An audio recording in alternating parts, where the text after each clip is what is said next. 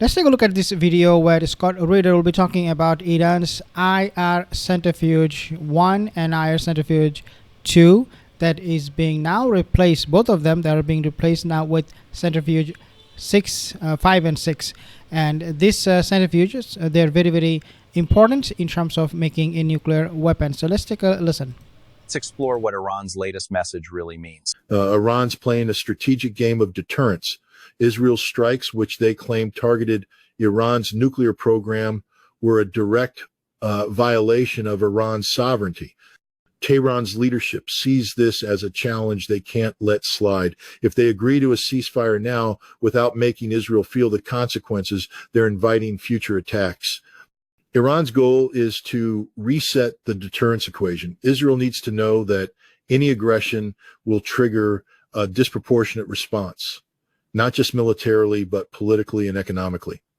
This isn't about revenge. It's about ensuring Israel's leadership and public understand that attacking Iran comes with a price too high to pay.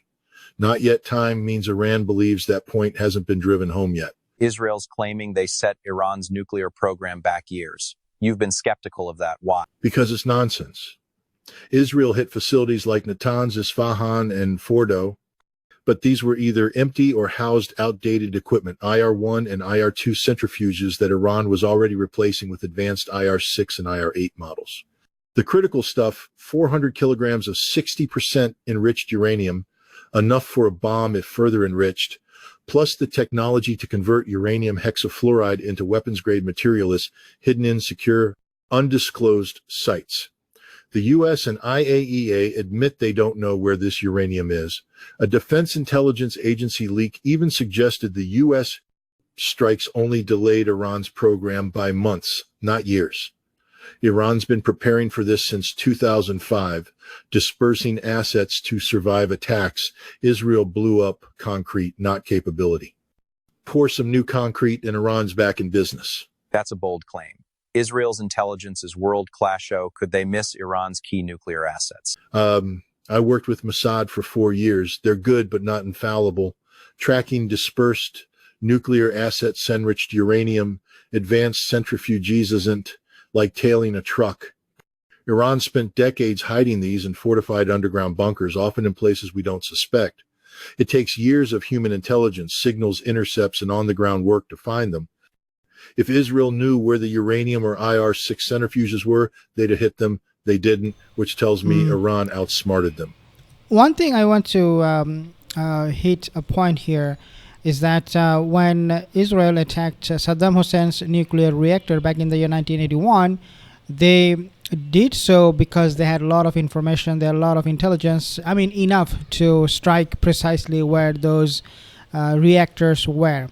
And it did not take much time for Israel to really figure this whole thing out about Saddam Hussein's reactor.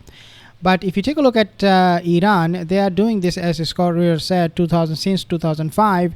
Now how many years? Almost 20 years, or more than 20 years actually.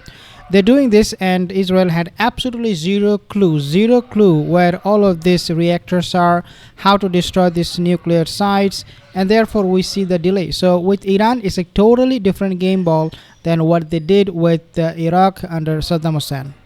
Intelligence is hard, and Iran's been playing this game longer than most. So, Iran's nuclear program is intact.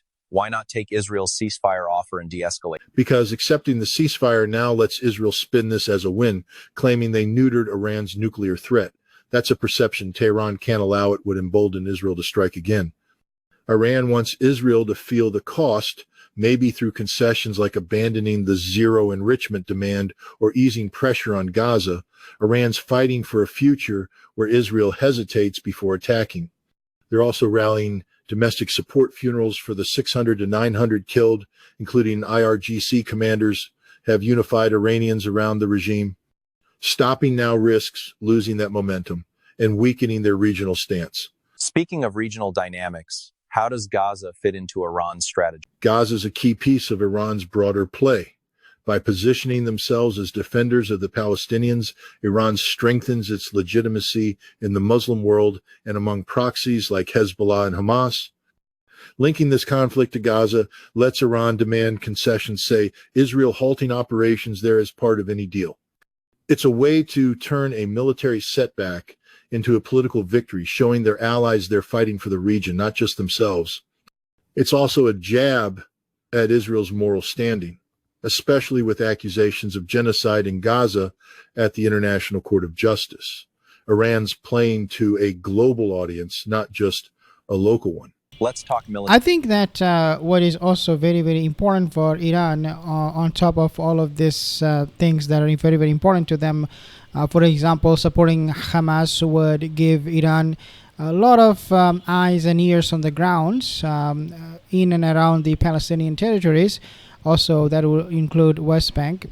But also, this is a support that will give Iran the ultimate victory, the moral victory that any country these days they need so desperately. You can ask any Arab country, any Arab citizen, what do you think about your government? Or ask a non-Arab Asian, what do you think these Arab leaders, how they're performing?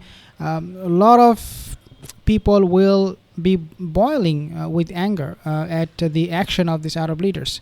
For Iran, this whole situation in Gaza, supporting the resistance groups is a moral victory, because now even people who used to not like the Shia, Iran, they are now changing their position. They're now pivoting towards liking Iran over their own government, and that includes all Sunni Muslim countries in the Middle East. Military outcomes.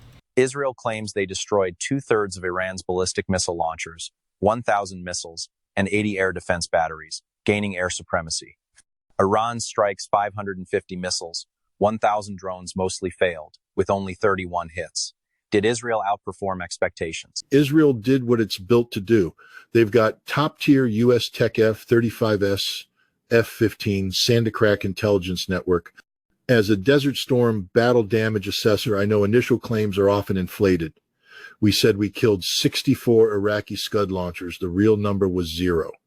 Israel's number 2/3 of launchers, 80 batteries sound big, but Iran's been evacuating sites for years.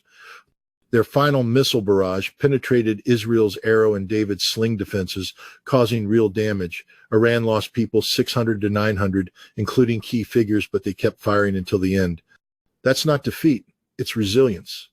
Israel's air supremacy is temporary. Iran's learning, adapting like we did after Kasserine Pass. They'll come back stronger. Qatar reported no casualties. Just want to add one more thing here before we talk about Qatar, which is that recently United States, they have readjusted, if you like, their budget, military budget, which would be around $900 billion, I believe, this year, or $898 billion, something like that.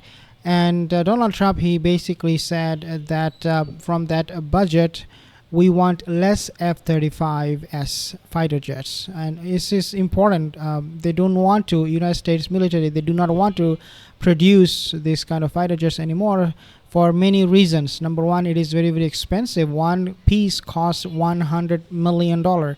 They do not want to use them. At the same time, these fighter jets are becoming very, very much vulnerable when it comes to the air defense system, even including S-300 and S-400. As we know, it is a lot more advanced, and it can easily shoot down this F-35 according to what we have seen and understood. Therefore, when we see that the United States, they're not producing that many F-35s, as Donald Trump said, for the budget of 2025, you would automatically see there's a decrease in support of Israeli Air Force by the United States Air Force, because they would not have that many fighter jets to help to give them anyways. But of course, they can produce one, they can make one, but that will be a little bit time consuming, because you cannot just make F-35 in matter of days or even months. I think they take a lot of time. Now, once Israel, as Scott Ritter said, that their air power is temporary. If it decreases, if the air power decreases due to not getting those F-35 fighter jets or other fighter jets for that matter from United States military, from Donald Trump, then of course it is going to be a huge blow for Israeli military forces, their air defense that is being used by the Israeli government heavily to target Iranian nuclear sites, because as we know that the way Israel operates is not like Iran. Iran attacks with missiles, with ballistic missiles and hypersonic missiles like Sajil. But on the other hand, you have Israel. They do not have those missiles, the number of missiles that Iran has. So they have to rely heavily on these fighter jets.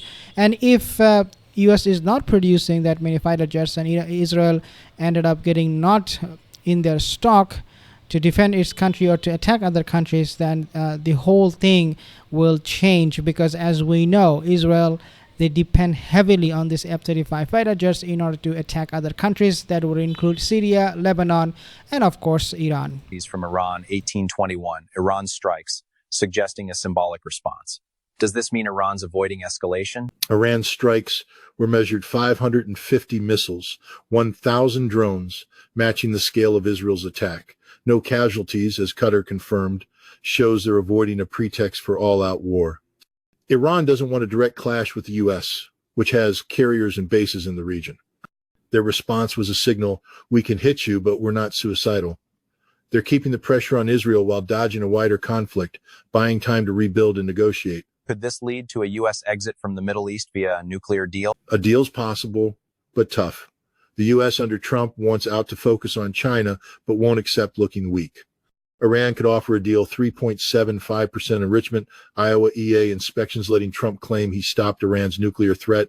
Iran's focus strikes on Israel, not U.S. targets, help this. But Israel's regime change obsessiono enrichment period makes it tricky. Iran won't abandon its NPT rights, unlike Israel, which flouts the treaty with its undeclared arsenal. Without a U.S.-led compromise, we're headed for another clash. Last question. Could Iran's regime emerge stronger, or is it weak? Stronger at home, weaker abroad. Israel's attack, 600 to 900 dead. Infrastructure has rallied Iranians around the regime, as seen in mass funerals. The opposition's been crushed before. The regime's brutal but effective. Militarily, Iran's hurt but learning better missiles, defenses. Diplomatically, they'll use Russia and China to isolate Israel over its NPT violations. Iran's parliament voted 221 to 0 to suspend IAEA cooperation, signaling a harder line. Obviously, NPT is not something Iran is worried or concerned at the moment. What they're concerned about is that indifference from the international community, not condemning Israel or United States for this war, 12 days war, and the strike by United States on its nuclear facilities. Something very, very interesting going to pan out in the coming days. Thank you guys for watching. Subscribe. See you in the next video.